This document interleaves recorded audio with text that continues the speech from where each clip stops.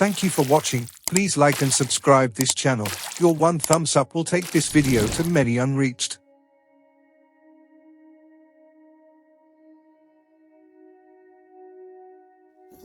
स्तोत्र 78. देवाचें बरेपण आनी इस्रायलाचें अनुपकारपण. म्हजो उपदेश चीत दिवन आयक. म्हजे पोरजे, हांव सांगूंक वेता ताका कान दी. वेपाऱ्यांनी खबर सांगता, पुर्विल्ले गूठ तुमच्या दोळ्यां मुखार उगडावे करता. जें आमी आयकलां, जें आमी समजलां, जें आमच्या पुर्वजांनी आमकां सांगलां, तें आनी ताचे सोस्तीक लिपोवन दवरचें न्हय, पूण फुडले पिळगेक आमी कळीत करूंक जाय. म्हणजे सर्वेस्पराचें तोरपण, ताची पदवी, ताणें केल्लीं अजापांची कर्तुत्वां, जाकोबाक दिल्ले निर्णय, इस्रायलाक पाळून दिल्ली समूत. हें सगळें आपल्या भुरग्यांक कळीत करचें म्हूण ताणें आमच्या पुर्वजांक आज्ञा दिली. फुडले पिणकेन जल्मा येवचीं आसलीं त्या भुरग्यांनी हें सगळें वळखून घेवचें आनी तशेंच आपल्या भुरग्यांक सांगचें. देवान केलां तें केदींच विसर नासतना आनी ताच्यो आज्ञा सदांकाळ पाळूंक.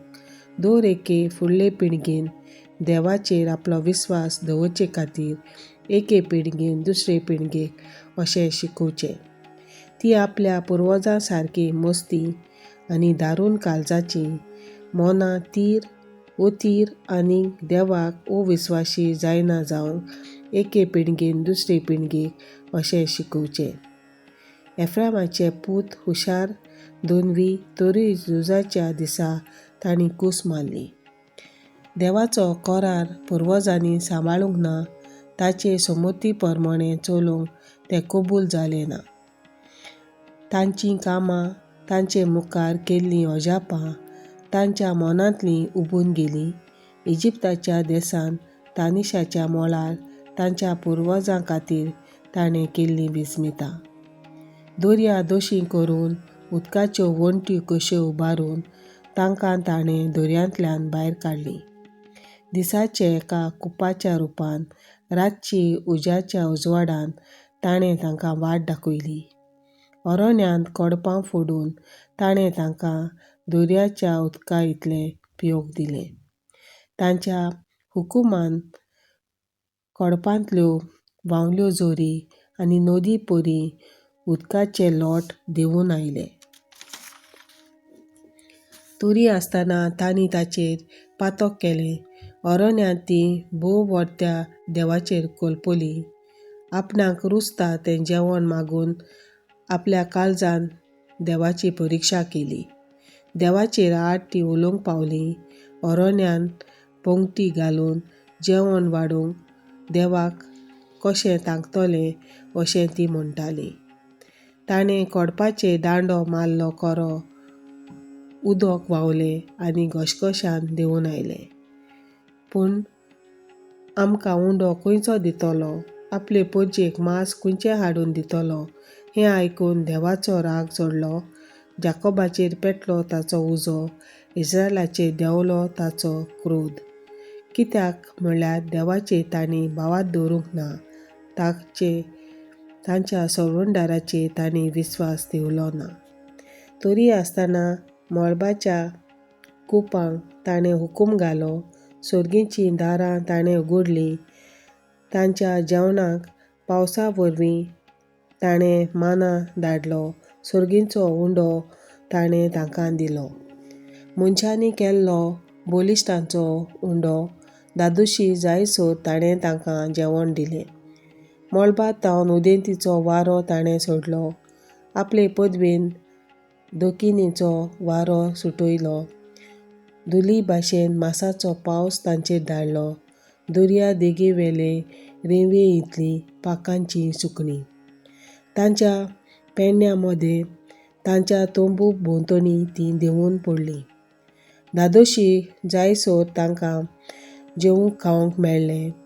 तांकां रुचतालें तितलेंय ताणें तांकां दिलें.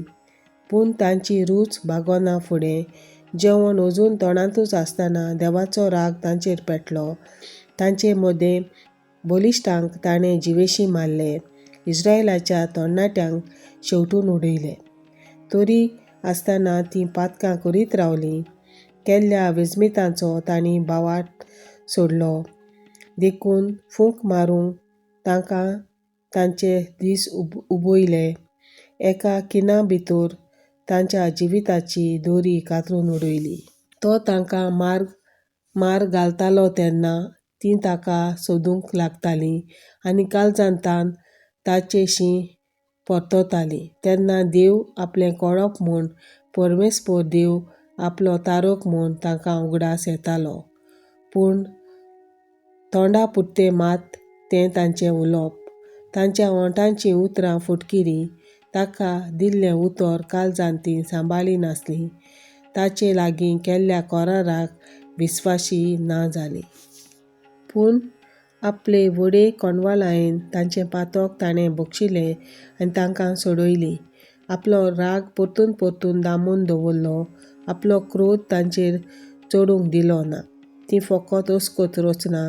आयलीं तशीं गेलीं. आनीक परतून येना तसली वाऱ्याची फूंक तीं सोगलीं म्हणून ताका उगडास आयलो.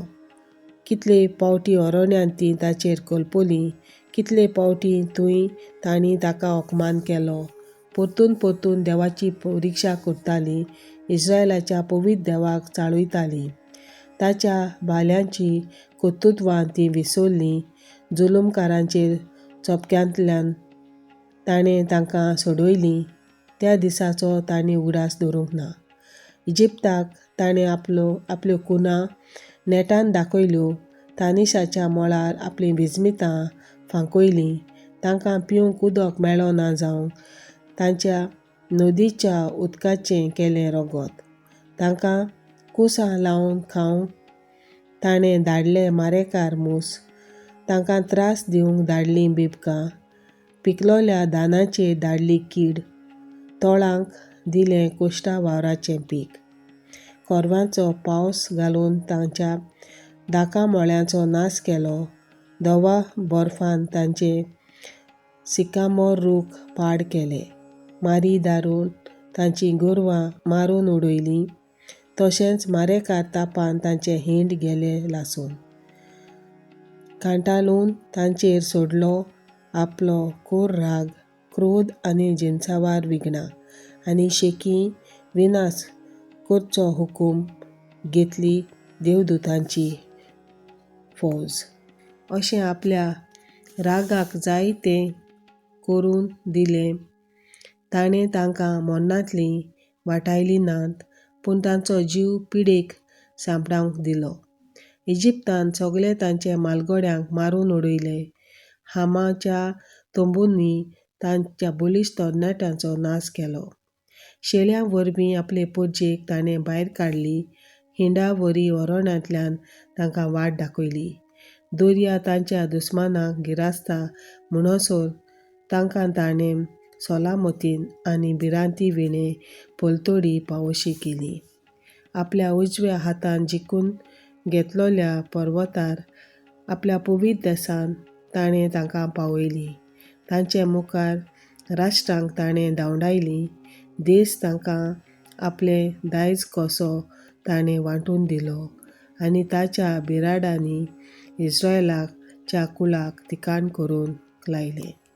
तरी आसतना भोव व्हडल्या देवाची तांणी परिक्षा केली आनी ताका चाळयलो. ताच्या आज्ञांक तांणी पाट केली. आपल्या पुर्वजां भाशेन नीट वाट सोडून तीं अविस्वासी जालीं. सदोळ दोनू भाशेन घातकी जावन तीं ताचेर परतलीं. दोंगरांचेर कुड्ड्या देवाक भोजूंक तांणी ताचो राग पेटयलो आनी मृत्यू करून ताका तिडकायलो. हें सगळें आयकना फुडें देवाचो राग पेटलो. इस्रायलाक ताणें साफ सोडून उडयलो. मनशां मदें रावंक जें ताणें रावकुल केल्लें तें सिलोच्या देवस्थान ताणें सोडून दिलें. आपल्या पदवेचें स्थान ताणें गुलामपणाक सांपडावंक सोडलें. आपले मोहिमेचें बिडार दुस्मानाच्या हातांत पडूंक दिलें. आपले परजेक तरवारीन मरूंक व्हरचिलें. आपणें वेंचून काडलोल्यांचेर इतलो ताचो राग. उज्यान तांच्या तरणाट्यांक गिरासले. तांच्या चलयांक ना जालें लग्नां मांडे. तांचे यादनीक तरवारीन मरून पडले. रडून रडून विधवांचो बसलो ताळो. सुकून गेलो दुखांच्यो जोरी. तेन्ना न्हिदेंतलो कसो परमेस्पर उठलो. सोरो लागून चळवळल्या विरा भाशेन तो जागो जालो. दुस्मानांक ताणें फाटल्यान बरोच मार दिलो. सासणाक तांकां लजेक सांबाळले. झुजेचो तोमू ताणें सोडलो. एफ्रामाचें कूळ ताणें वेंचून काडलें ना. पूण वेंगीत घेतलें जुदाच्या कुळाक. आपल्या मोगाचो सियोना दोंगूर वेंचून काडलो. थंय ताणें उंच व्हडतें आपलें पवित्र मंदीर बांदलें. प्रितुमेचे सारकें सासणाक थीर रावपाचें. आपल्या सेवकाक दाविदाक ताणें वेंचून काडलो. तो आपल्या मेंढरां राखण्यांक ताका आपोवन हाडलो. दूद दिता शेळ्यांक राखतालो थंयसरलो काडून आपले इस्रायेलीक पोरजेक आपणें वेंचून काडलोल्या जाकोबाक राखूंक आनी चोरवाक व्हरूंक ताका आपयलो. प्रमाणीक काळजान दाविदान ताची जतन केली. समर्थतायेन ताणें ताका चलोवन व्हेली.